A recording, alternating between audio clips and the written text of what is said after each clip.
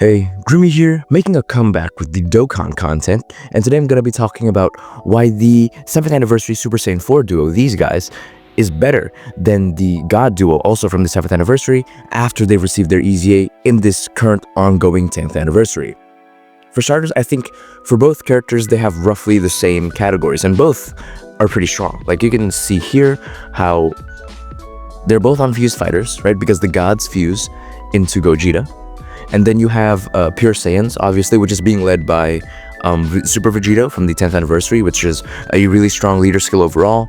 And then you also have Power Beyond Super Saiyan because, you know, these guys are Super Saiyan 4. The gods are obviously Super Saiyan gods. So both are on Power Beyond Super Saiyan. Both are on Joint Forces. And I guess, obviously, and Fusion because they're both Gogetas. And they're also on Time Limit because, again, Gogeta. And they're both on Kamehameha, which is really good, especially with a character like a Gohan from the Worldwide Download Celebration who is a raw 200% lead for Kamehameha. I think they have like these really strong categories. They share them because while we are comparing the two, you're obviously supposed to run the two of them together.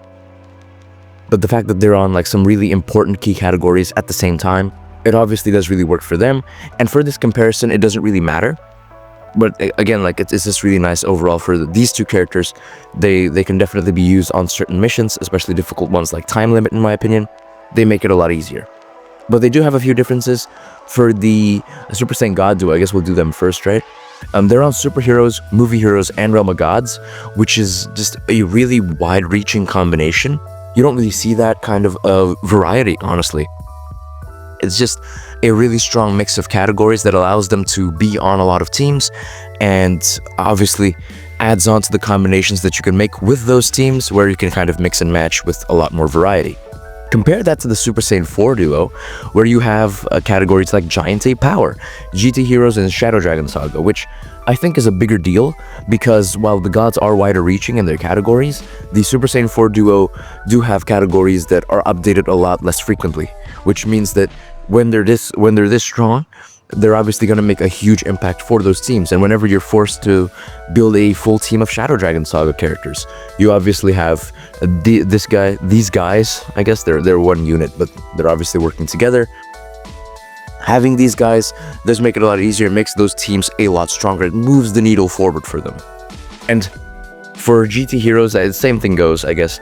But for Giant Ape Power, and I feel like that's the biggest deal of all, because, you know, as you know, with Dragon Ball Daima, may or may not know, I guess, I don't want to spoil anything, but obviously Giant Ape Power is a huge thing that I do believe has a great future in Dragon Ball Z Dokkan Battle. That's not even a question. And them being on that category means that they're going to age a lot better, as that team is going to get a lot stronger, as you would imagine, if you do know what I'm talking about. These guys are going to be a great companion unit for that team because they're an amazing slot 1 unit. And I guess that really segues, you know what, no, that doesn't actually segue at all, because another discussion that we need to make is Link skills. I don't think Links really matter, to be honest, like here in this conversation, because, I mean, if you put them in a good team, they're going to be good. You put them in a bad team, they're going to be bad. It's not like with the villain characters and big bad bosses. It's not the same situation. So I don't really think that that's worth the conversation here. They also have their own skill orbs from the anniversary events. So again, I think they're on even level here. Same thing goes for their passives as well. I haven't actually EZA'd the gods yet, so I'm going to be using these guys' kits.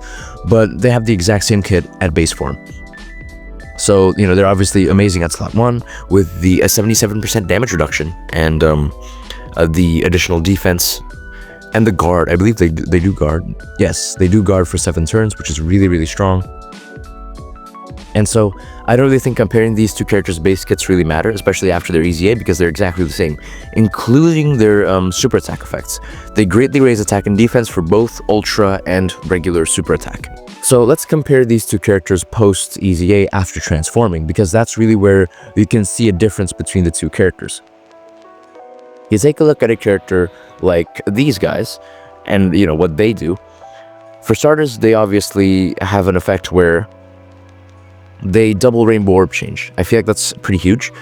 For one, they change in key spheres to rainbow key spheres, and they change a different kind of key sphere, whichever, into rainbow key spheres. So it is pretty strong, especially for teams that have trouble with ki, or you're dealing with a stage that reduces your ki. having this effect that kind of gets rid of the variety of the key field that may actually screw you over. You obviously have this safety net, which is nice. And on top of that, these guys also dodge. That's their main mechanic. You can see here that they evade. They have a natural dodge when their HP is 50% or less, and they do have a natural chance of dodging being increased whenever they receive a rainbow key sphere. So there is a bit of a synergy with the effects that these guys have, which would be their double rainbow orb changing. Compare that to the Super Saiyan 4s, because I think it's worth pointing out here, because these guys do actually change, they do a rainbow orb change, sorry. You can find it right here, and it is completely random, unlike the God Duo, where they do double rainbow orb change, including the type that is disadvantageous for them. This guy just changes randomly, which is fine, and obviously that is one less type of key sphere being changed by them, but I don't really think it matters because they also have a nullification followed up with a counter, which it counters with tremendous power, which is nice, obviously, and it's actually occasionally guaranteed when the enemy's HP is 50% or less. And I think that is really, really strong, especially when you combine it with this Gogeta's Scouter effect, which just is active forever, whereas the God Duo doesn't have that at all, which I think is a huge difference.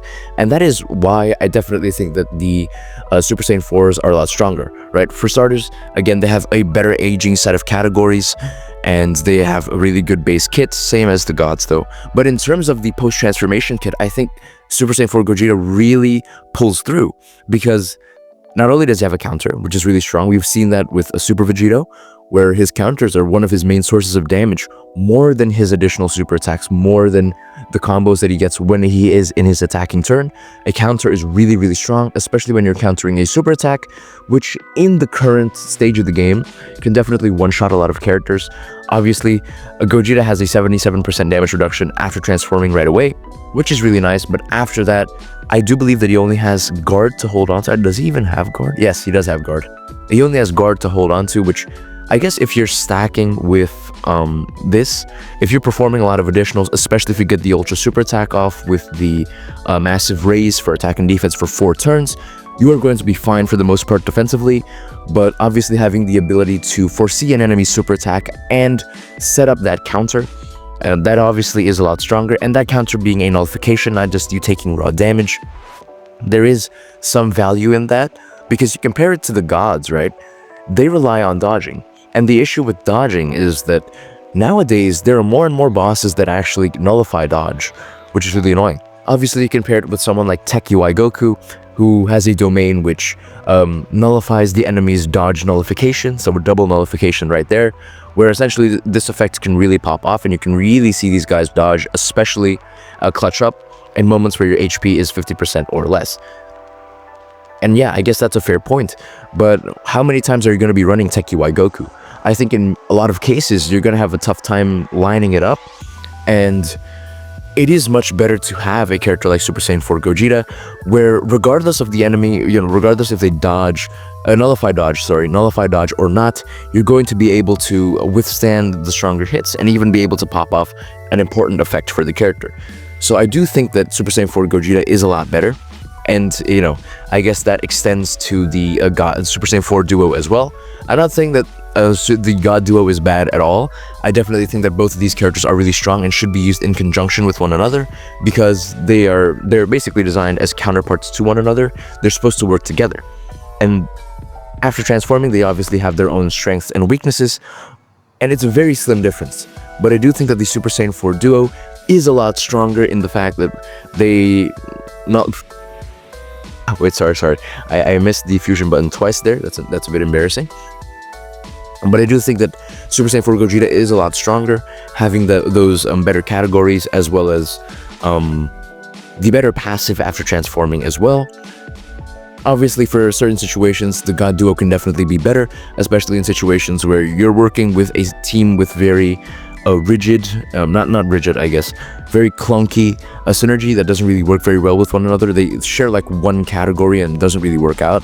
Obviously, having double rainbow orb changing and dodge can be really nice, but for a character like Super Saiyan 4 Gogeta, I think in the long term as well, taking into consideration the environment that you're working with, not just the character in itself, Super Saiyan 4 Gogeta is definitely the stronger unit, and certainly a more whole unit, with all necessary aspects of a good character being covered by this one character. But what do you think?